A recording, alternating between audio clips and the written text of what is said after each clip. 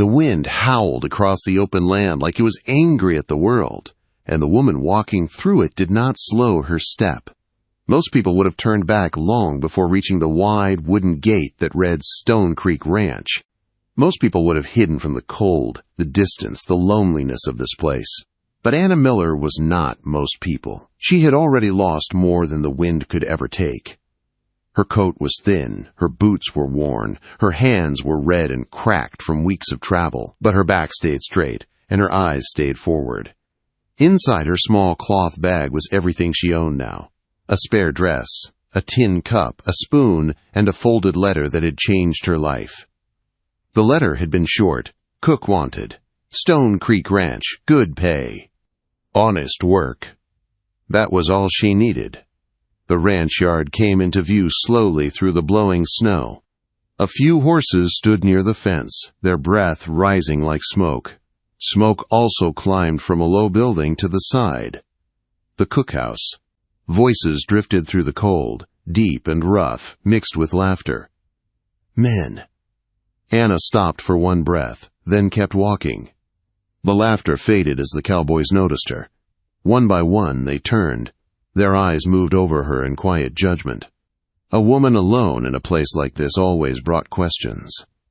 A large man with broad shoulders stepped forward. His face was hard, shaped by sun and years of work. His name, though Anna did not know it yet, was Tom Becker, the foreman.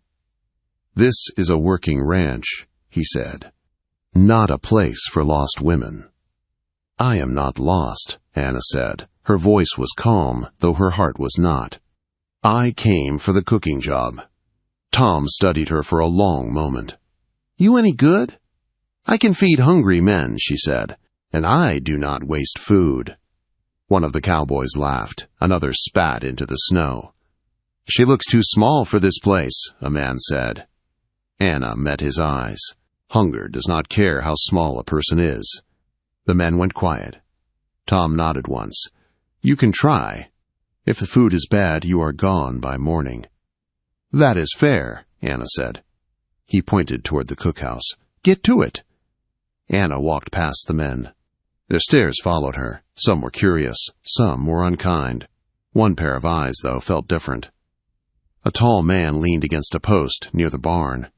His coat was dark. His hat was pulled low. He did not speak. He did not smile. He only watched her, steady and thoughtful, as if he were seeing more than her worn coat and tired face. Anna felt his eyes on her even after she pushed open the cookhouse door. Inside, the air smelled of old grease and cold iron. The stove sat dark and empty. A few dirty pans rested on a table. The place had not seen care in a long time. Anna set her bag down and rolled up her sleeves. "I can work with this," she whispered to herself. She lit the stove, cleaned what she could, and began to cook with what little she found. Beans, salt pork, hard bread. She worked fast and quiet, her hands moving with the memory of many kitchens before this one. Her life had been a long line of hot stoves and hard men. Some kind, some cruel, some who promised more than they ever gave. She had learned to trust only her work. Outside, the tall man by the barn did not move. His name was Daniel Carter. And this land, every fence post and every frozen acre, belonged to him. By the time the dinner bell rang, the smell of hot food filled the air. The men entered in loud and cold, but they grew quiet as they sat and ate. Plates were scraped clean. No one complained. Tom Becker watched from the door. The next morning, Anna rose before dawn. She worked before the men woke. She worked when they slept. The days followed the same pattern. Cook, clean, carry water, stir the pot, wipe the tables. Rest only when the fire died low. The men began to nod to her. Some said thank you. A few even smiled. Only Daniel stayed quiet. He always sat in the same place, near the back. He never spoke unless spoken to. He never took more than his share. And he always seemed to know when she needed help. A stack of wood appeared near the stove before she asked. A bucket of water waited by the door on cold mornings. A broken hinge on the cookhouse door was fixed without a word. Anna noticed. She did not understand. One evening, as the sun sank red behind the hills, Anna stepped outside to cool her face. The air was sharp. The land felt endless. Daniel stood near the fence. "You work hard," he said. "So do you," she replied. He nodded. "This place can be cruel to those who do not belong." "I belong where I can earn my bread," Anna said. His eyes held hers a moment longer than was polite. "Not all places are what they seem," he said. Before she could ask what he meant, he turned and walked away. That night the wind rose again. And far across the land, something old and hidden began to move. Snow piled against the cookhouse walls the next morning, pushed there by a night wind that carried the sound of wolves far out in the hills. Anna woke before the sky turned gray, her breath a thin white cloud in the cold room. She pulled the blanket tighter around her shoulders and sat up slow, listening. The ranch was quiet, still heavy with sleep. Only the stove crackled where she had banked the fire before bed. Anna stepped onto the icy floor and moved to light the lamps. She had learned long ago that morning was the safest time for a woman with a past like hers. Before the world woke up, before questions and stares and whispered stories began. By the time dawn broke, biscuits filled the air with the warm smell of butter. Bacon sizzled. Coffee boiled dark and strong. Men filed in one by one, stamping snow from their boots, rubbing their hands together for heat. The cookhouse filled with voices, then softened as the food reached their plates. Only one man did not eat with noise. Daniel Carter. He sat in his usual place at the back table, hat low, coat still on, quiet as the snow outside. He lifted his fork with steady movements, ate without waste, and watched the room the way a wolf watches a clearing. Anna felt his eyes now and then, though she never looked long enough to meet them. Something about him made her chest tighten. He wasn't cruel. He wasn't loud. He simply saw things. Too much, maybe. She didn't want anyone seeing through her. Tom Becker, the foreman, stepped inside once the men had eaten. The cold followed him in as he stomped snow from his boots. "Owner's ridin', in tomorrow," he announced. "You boys keep the yard clean. And you," his eyes landed on Anna, "cook something real good." A ripple of curiosity moved through the room. Men whispered to each other. Anna nodded. "What is he like?" Tom shrugged. "Never asked him. He ain't here for comfort. He's here to see who's earnin' their keep." Someone muttered, "Hope he ain't in a mood this time." Someone else said, "You think he'll fire half of us again?" Anna looked from man to man. Fear hung low in the air like storm clouds. Daniel drank his coffee slow, unmoved. Tom noticed. "Something to say, Carter?" Daniel lifted his eyes for the first time that morning. "A good man doesn't scare this easy." Tom scowled. "Owner's a good man. Just strict." "Strict men earn respect," Daniel said. "Fear belongs to someone else." The room grew quiet. Tom shook his head. "Just make sure you're ready. He expects order." Anna felt a strange twist in her stomach. She had survived worse than strict men, but she was tired of new bosses. Tired of new rules. She had hoped for a place she could work without being judged every day. After breakfast, the men left to tend the cattle. The wind cut sharp across the yard, lifting snow in small spirals. Anna cleaned up alone, humming softly under her breath. Halfway through scrubbing a pan, she felt someone behind her. She turned quick. Daniel stood just inside the doorway. Her heart jumped against her ribs. "You move quiet," she said. Force of habit. He leaned against the wall, his presence filling the small room even though he barely moved. "You'll need more flour for tomorrow if you aim to make bread," Daniel said, "and more firewood." "I'll speak to Tom." Daniel shook his head. "He'll forget. I'll bring it." Anna hesitated. "You've already helped more than you should." Quote. Daniel's jaw tightened, as if the words bothered him. A man doesn't help because he has to. He helps because he sees someone working harder than they should have to. Anna set the pan down. "You talk like you live two lives." His eyes flickered. Just a second of something deep, something old. Maybe I did. They stood in the quiet, the only sound, the low hum of the stove. Then he stepped back. "Don't worry about tomorrow," he said. "No one here will send you away." "You sound certain." "I am." "How?" Daniel paused at the door. "Because the owner isn't the sort of man who punishes honest work." He stepped out into the snow before she could question it. The next day arrived with a pale sun and a bitter wind. The men worked fast, clearing paths, brushing snow from the rails, warming the horses. Something in the air felt tight, like the ranch itself was holding its breath. Anna cooked through her nerves. Fresh bread, thick stew, apple preserves she had saved for a special meal. Her hands shook once, but she steadied them. She would not be moved again. She would not be sent off like she meant nothing. At noon, hooves thundered across the yard. Men straightened, voices dropped. The ranch owner had arrived. Anna wiped her hands on her apron and stepped outside. Her breath stopped.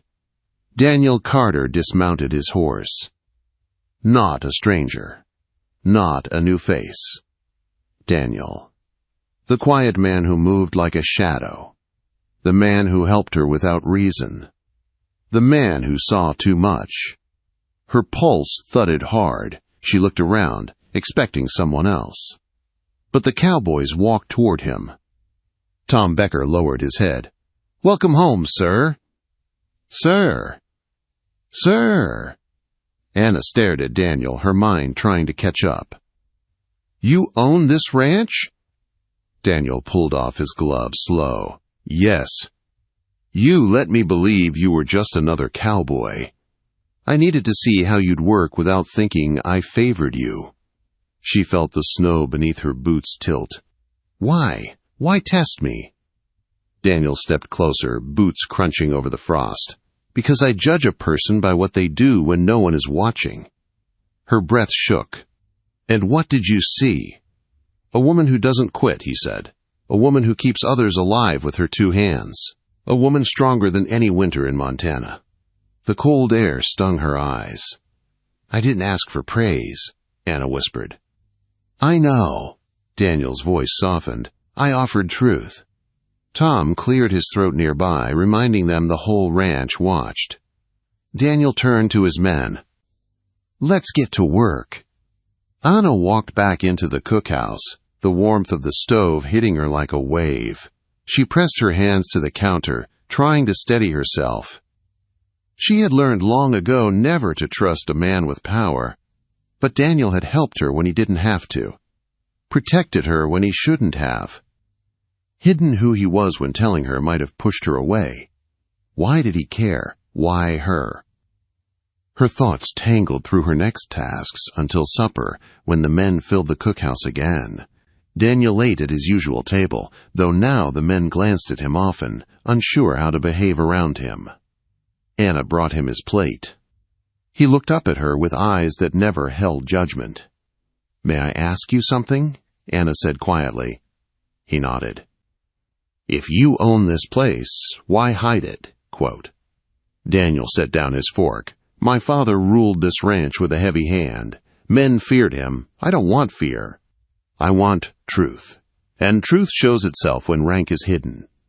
Anna absorbed that. "Your men trust you, even if they don't know you." "I trust them," he replied. "But trust isn't what keeps me awake at night." "What does?" "You." Her heart stumbled. Daniel lowered his voice. "I've watched you work, watched you carry more weight than anyone should, and I know pain when I see it." Anna stiffened. "My past is mine." "I know," he said gently. "I don't want it. I just want you safe." She stepped back, unsure how to breathe. Daniel rose slow, the way a man does when he doesn't want to scare someone. "I won't push you," he said, "but you deserve a place that doesn't hurt to stay in." She swallowed. "And this place? You think it could be that?" "If you let it," he said. That night the snow thickened, blanketing the ranch in silence. Anna lay awake, thoughts swirling. She had never met a man who hid power instead of using it, who helped quietly instead of loudly, who cared without wanting anything in return. She had no place for softness in her life, no place for trust. But Daniel had planted something inside her, small, unwanted, but growing. Hope. And hope was dangerous. The next morning, Anna stepped outside to fetch water. The cold hit her sharp, but she pushed forward. Halfway to the well, she slipped on ice. Her breath jumped. Strong hands caught her before she fell. Daniel. He steadied her, his grip firm but gentle. "You all right?" he asked. "Yes," she whispered, breathless. But she wasn't. Not in any way she could name. Daniel didn't let go until her boots found steady ground. "You shouldn't be out here alone on ice," he said. "I've walked alone most my life," she replied. "You don't have to anymore." Her throat tightened. "Daniel." But he stepped back, giving her space. "I'm not asking for anything," he said, "just offering something I've never offered anyone." "What's that?" "A place beside me." Anna felt the words land heavy and warm in her chest. "Think on it," he said softly. "There's no rush." He walked away, leaving her standing in the cold with a heart warmer than her hands. But peace never stays long on a ranch. That afternoon, trouble arrived. A rider stumbled into the yard, barely holding onto his saddle. His horse foamed at the mouth. His coat was torn. Daniel and Tom rushed to him as he slid from the saddle. "Bandits," the man gasped. 6 miles east. They're moving this way. They know about the ranch." A chill cut through Anna, not from the wind. Daniel's eyes hardened. "Everyone inside. Now." Anna stepped forward. "What's happening?" "Danger," Daniel said, "and I won't have you in it." But she lifted her chin, fire in her eyes. "I've run from danger before," she said. "Not this time." Daniel stared at her for a long moment, the storm in his eyes matching the storm in the air. "This isn't your fight," he said. She held his gaze. "But you are." Daniel inhaled deep, as if her words struck something in him he wasn't ready to face. Before he could answer, another shout rang out. "Riders!" Coming fast. And everything changed.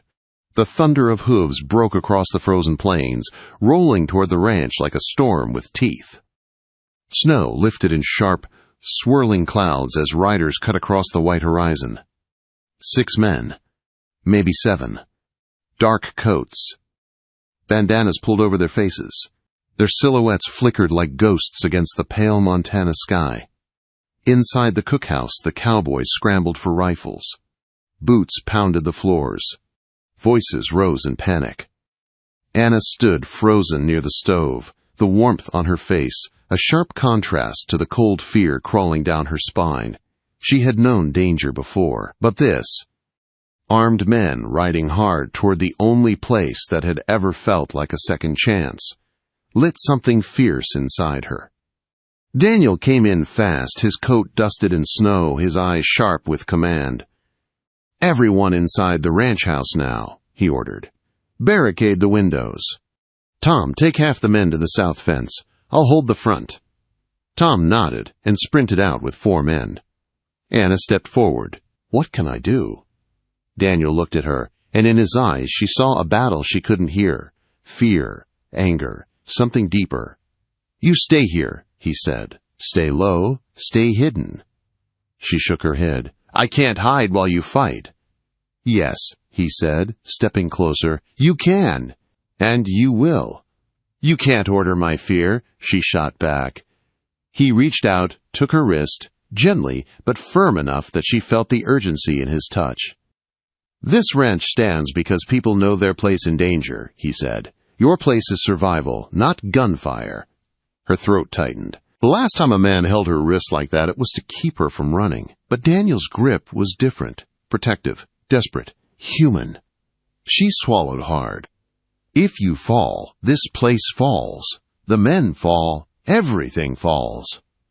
Daniel met her eyes. Snow clung to his eyelashes, melting slow. "I won't fall," he said. But the tremor in his jaw betrayed the weight he carried. Outside, the bandits' shouts echoed across the yard. The horses were close now, too close. Daniel released her wrist and grabbed his rifle. "Please," he said quietly, "stay safe for me." He didn't wait for an answer. He ran. The first shots cracked across the yard as Daniel reached the porch.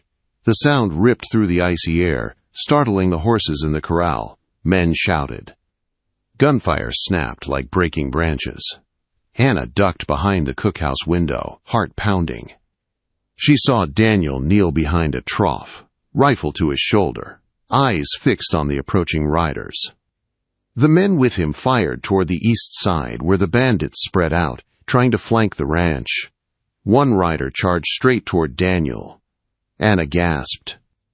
Daniel fired once. The rider dropped from his saddle, falling hard into the snow. Another rider galloped toward the corral, firing wildly. Bullets splintered wood, sending shards flying. The Cowboys returned fire, steady and practiced. Tom Becker appeared at the south fence, rifle raised. "They're circling! Left!" he shouted. But a shadow moved near the barn, a man on foot, slipping around the side, unseen by the others. Anna's eyes widened. He was heading straight for Daniel's blind spot. Anna looked down. A heavy cast-iron skillet sat on the stove. Before she could think, fear became action. She ran. Out the door, into the biting wind, across the yard where bullets cracked the frozen air. "Anna!" someone yelled. But she didn't stop. Snow crunched under her boots as she sprinted toward Daniel. He didn't see the bandit creeping behind him, pistol raised. Anna swung the skillet with both hands. Metal met bone with a sickening thud. The bandit dropped into the snow, gun flying from his hand. Daniel spun around, eyes wide. "Anna, what in God's name?" Before he could finish, another rider galloped toward them, firing. Daniel grabbed her wrist and yanked her down behind the trough with him. "Are you crazy?" he shouted over the gunfire. "You're welcome," she shouted back. He stared at her, breathing hard. Snow and fear clung to both of them. "I told you to hide." "I'm not good at listening," she said. A laugh, short, strained, escaped him. "You're going to be the end of me." Then he popped up and fired twice. The rider fell. The fight dragged on longer than anyone expected. Winter battles always did. Cold slowed fingers. Wind swallowed sound. Smoke froze in the air like ghosts of gunfire. But Daniel's men held the line. One by one, the bandits fell or fled back toward the hills. The last rider kicked his horse hard, disappearing into the white distance. Silence returned to the ranch, sharp and ringing. Anna's breath came fast. Her hands shook from cold and adrenaline. She looked down at the skillet in her hand, dented from the impact. Daniel turned to her, chest heaving. "You saved my life," he said. "You saved mine last week," she replied. His eyes softened. "That was different." "How?" He didn't answer.